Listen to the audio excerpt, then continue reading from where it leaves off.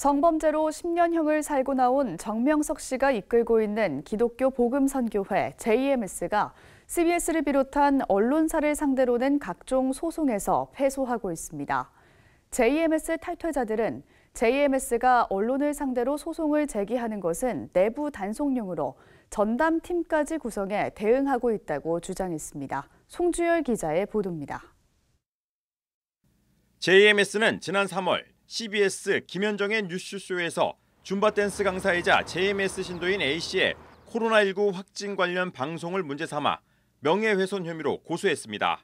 이어 같은 날 JMS 정명석 친필 코로나 방지약 배포 관련 CBS의 단독 보도에 대해 형 민사상 소송을 제기했습니다.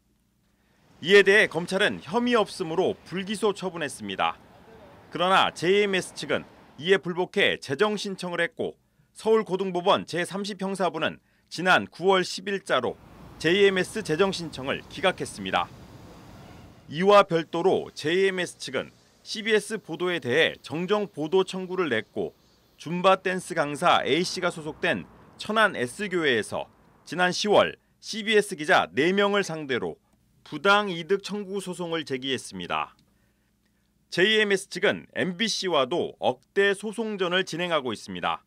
JMS 측은 지난해 3월 MBC의 한 프로그램에서 JMS에 빠진 자녀와 아버지의 갈등 사례를 소개한 것을 두고 허위 사실에 의한 명예훼손을 주장하며 억대 손해배상을 청구했습니다. JMS 측은 원고 정명석 씨를 필두로 13명의 핵심 인사들의 이름을 소장에 올리고 MBC의 방송을 문제 삼아 6억 원대 거액 소송을 제기했습니다.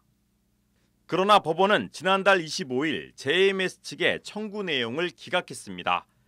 법원은 방송이 적시하고 있는 사실들이 허위라고 볼 수 없고 내용은 공공의 이해에 관한 사항에 해당한다고 판시했습니다.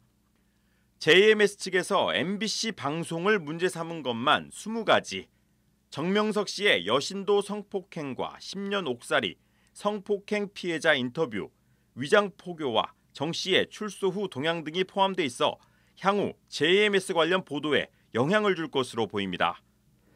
JMS 측은 이 같은 판결 결과에 대해 항소할 것으로 알려졌습니다.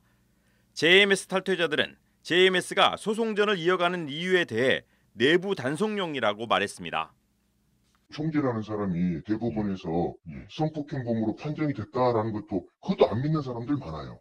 그러니까 내부적으로는 자기들이 메시아라고 불리는 사람을 위해서 최선을 다했다라는 걸 보여줘야 되잖아요. 거기서 무슨 일부라도 이겼다 이렇게 나오면 내부 교육용으로 갈 때는 다른 방식으로 나가죠. 우리가 이겼다라고 말을 바꾸죠.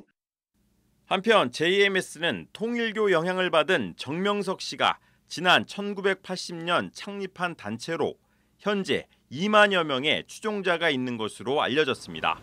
CBS 뉴스 송주열입니다.